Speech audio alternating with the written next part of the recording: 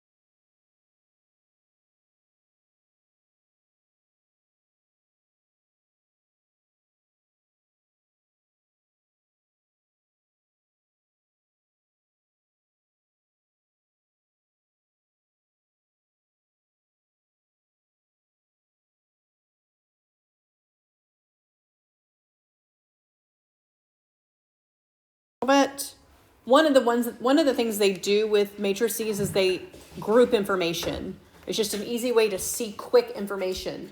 So like in this case, they have Democrat, Republican, Independent, and then they have age groups that break up percentages of that age group that typically fall when they survey people into those categories. So one way to look at this distribution of party is by age. Then they look at it by gender and by age. And so then they have another matrix that shows what the distribution was based on males and females and the age groups. And so it's just a quick way, matrices are a quick way to get a picture of the information that has been gathered. And so that instead of saying this long paragraph, okay, in Democrats, we have 55% of 18 to 20. Can you imagine writing all of that out in paragraph form? A matrix is a much better way to do just a quick snapshot of the information that you have versus writing it all out step by step. That way someone can go straight to, okay, independence, 41 to 50. How many people there? Oh, that's 20% of who they surveyed fell into that category. Very easy to see that versus reading through a bunch of material and trying to pick out the answer that you're looking for. So one of the ways matrices is used is doing it this way. All right. I do want to talk about an identity matrix. Identity matrix is all zeros except for the diagonal from top left to bottom right. Those are all ones. Just like in regular multiplication, the identity principle says if I multiply anything by 1, I get the same answer. In matrices, if you multiply anything by an identity matrix, you get the same matrix you started with.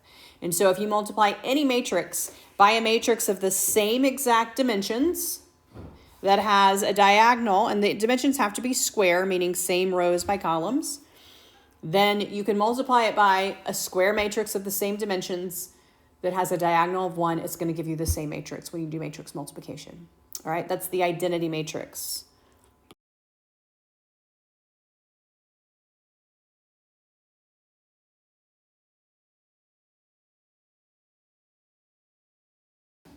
So let's talk about an inverse. So one of the things that happens with inverses is just like in multiplication, we talked about identity matrix. Well, if I multiply inverses, I get my identity number 1. So if I multiply 2/3 times 3/2, right? 2/3 times 3/2 are reciprocals of each other. I'm going to get 1. If I multiply a matrix and its inverse, then I should get the identity matrix, okay? So then we are going to say, how then do I know if two things are inverses? Well, if I multiply them and I get all zeros except for the diagonal of ones, then I know they are inverses of each other. And so the first thing we're going to do here is just multiply. And I'm just going to show this to you because we're going to actually be finding inverses, but I want to show you how it works. So we'll do it together and then we'll move on to the next example. So I'm going to do my row by my columns. So -3 times 1 plus 2 times 2. And then -3 times -2 plus 2 times -3. -2 times 1 plus 1 times 2. And -2 times -2 plus 1 times -3. All right. So I get -3 plus 4. That's going to give me 1. I have -6. Nope, that's +6. +6 plus -6, that's 0. -2 plus 2, 0. +4 plus -3, 1. So I know these are inverses of each other. That's what always happens when you multiply inverse matrices. You get the identity matrix, okay? And if you don't, then they're not inverses of each other. So if you get anything other than all zeros except that diagonal, they are not inverses of each other. So this is a new term for this book, not necessarily for you if you had this in Algebra 2. One of the ways to find inverses is to start with finding the determinant, okay? There's two different types of determinants. One's a 2x2 and one's for a 3x3, okay? So we're going to start with a 2x2 and then we're going to move to a 3x3. The determinant is really just something you have to memorize. So to find the determinant, you take this diagonal here, so the top left to the bottom right diagonal, and you multiply it, A times D. And then you subtract the other diagonal, C times B. That is the determinant. All right? It's used to help you find the inverse. So it's just something you need to know to be able to find the inverse. So it will be 2 minus 4. Right. So we're going to say 2 times 4. So 2 times 4 minus, always subtraction in between your products there. And then we're going to say 4 times negative 3. All right. And then we're just going to simplify that. 2 times 4, well, that gives us 8, minus 4 times negative 3 gives us negative 12.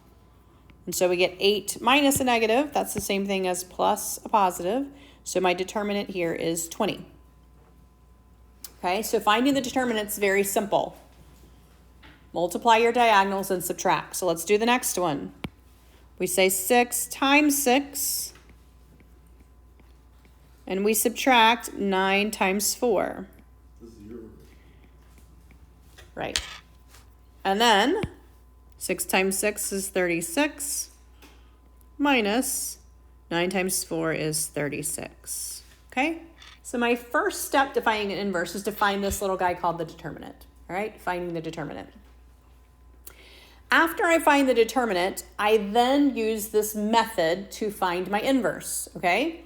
And again, this is something you're going to want to memorize. So if you look up here, they have finding the determinant. So finding the determinant and finding the inverse. You take that determinant you just found and put 1 over it. 1 over, so the bottom piece of this is just the determinant, AD minus CB. You can just label that guy. This piece right here is just the determinant. Okay, so that denominator is just the determinant. So when they say 1 over AD minus BC or whatever, that's just the determinant. So like for this first one, I would say, well, 1 over 20. That's what I would do. Okay, 1 over 20. So far, so good?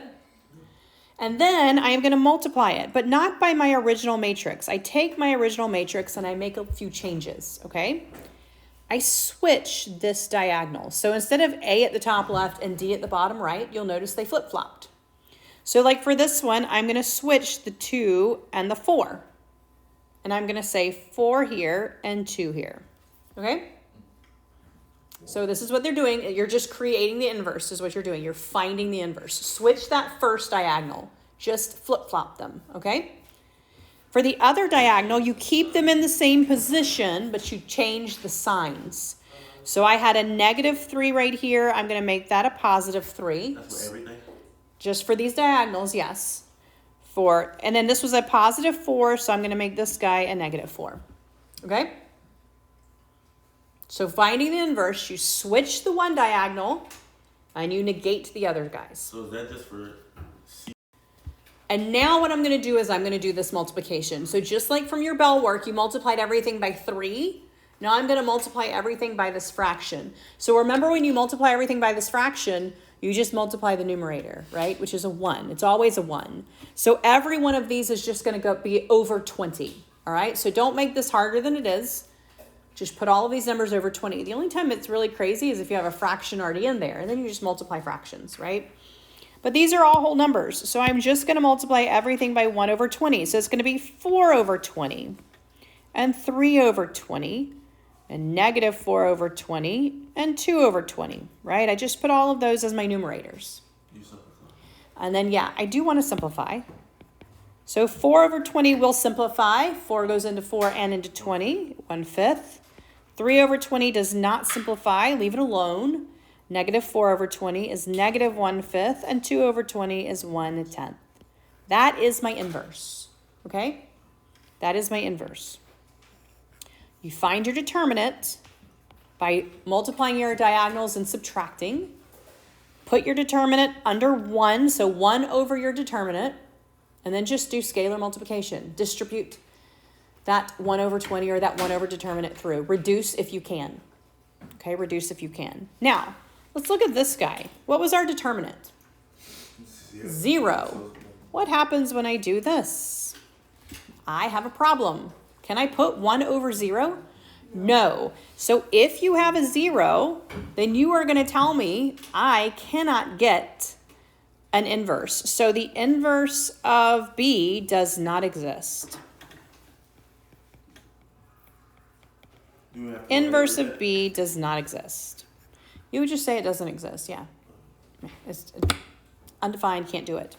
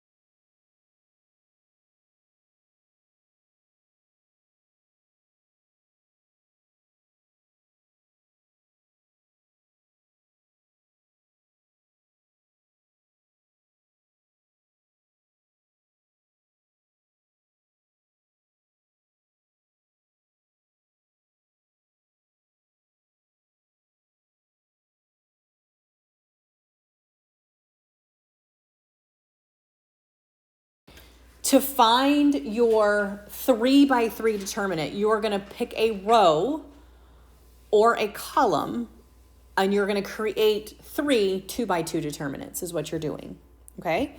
In this case, they chose this first row. If you always want to choose the first row, that's perfectly fine. There are times when a different row might be easier. For example, on the one that they gave me, I have a 0 here. I always pick the one that has a 0 in it because it's one less determinant I have to do, okay? But the key is you are picking a row or a column, and you are using the 2x2 that is created when that row is taken out, okay? So for example, they have chosen this row, A, B, C, the top row. And so I start with my A, all right? And I look at the 2x2 that is left when I take out everything in that A's row and everything in that A's column. So the 2x2 that's actually left here is this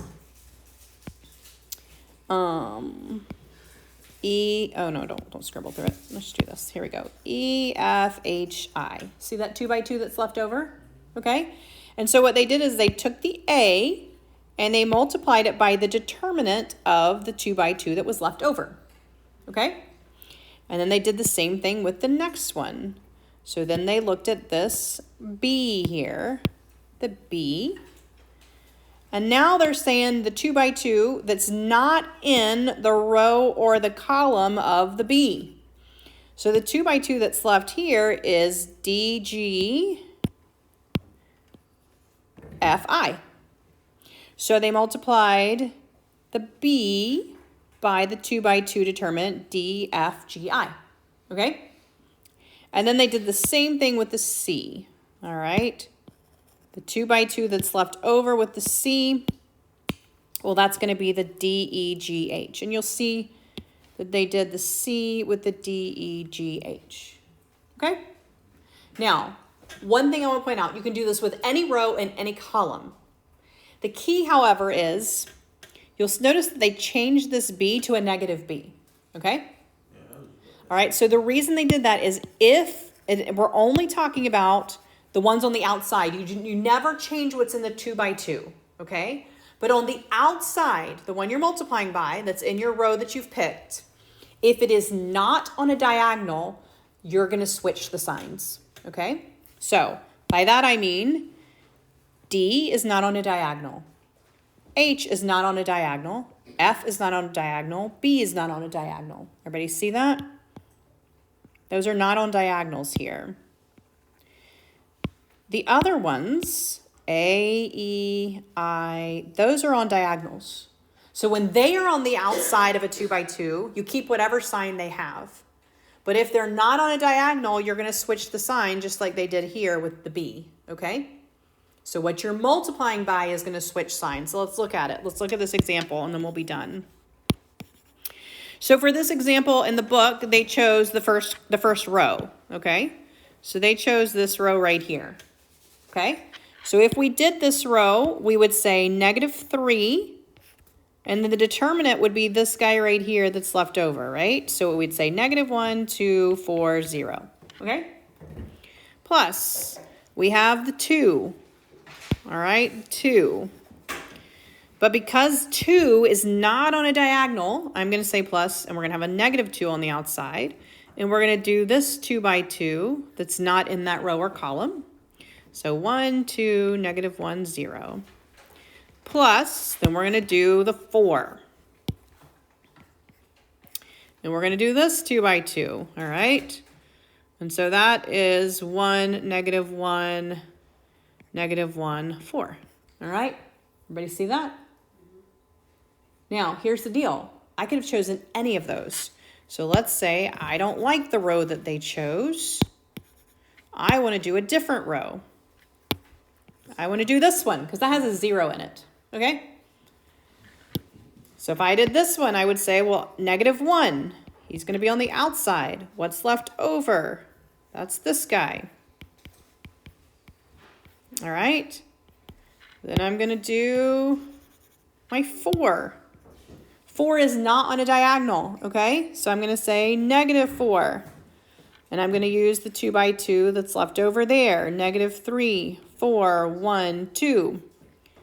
And then I'm going to have a 0, which is really nice, which is why I chose this one. And I'm going to have the 2 by 2 that's left over with a 0. -3, 2, 1, -1. Okay? Those will give me the same determinants. Those two will give me the same determinants, okay? And all I do is actually process the determinant itself. So like I say, -1, so -3 times, -1 times 0, that's 0, minus 4 times 2, that's 8. -2 times 1 times 0, minus -1 times 2. Plus 4, 1 times 4, minus -1 times 1. Okay? And I would have to negate the first and the last because those aren't on diagonals, and I would keep the -1 the same. Oh. But you could do that one. Mm-hmm. I would probably never do that. But all you do is you do your addition, subtraction, and multiplication, and then you have a determinant. So 0 minus 8 is -8. -8 times -3 is 24. 0 minus a -2, that's 2. 2 times -2 is -4, right? 4 minus 1 is 3. 3 times 4 is 12. So I have 24 plus -4 plus 12. That's going to give me a determinant of 32. All right, if I look at this one, -1 times 4 minus a -4. -4 times -6 minus 4. 0, and I don't care what that is because it's times 0. That's why I sometimes choose a row that has a 0 in it. Makes my life a little easier. 4 minus a -4 gives me 8. 8 times -1. And then I have -6 minus 4, that's -10 times -4. -8 plus 40 is 32. So for 3 by 3s, when you do these, it doesn't matter which row. So if you are comfortable always doing the top row, because you're like, okay, positive, change the sign, keep it the same, and you know every time, then do it that way every time, okay? If you are comfortable shifting around and saying, oh, well, this one has a 0, that one doesn't have, whatever, shift around, okay? Because it doesn't matter which one you choose, you will get the same determinant. Okay, questions on that?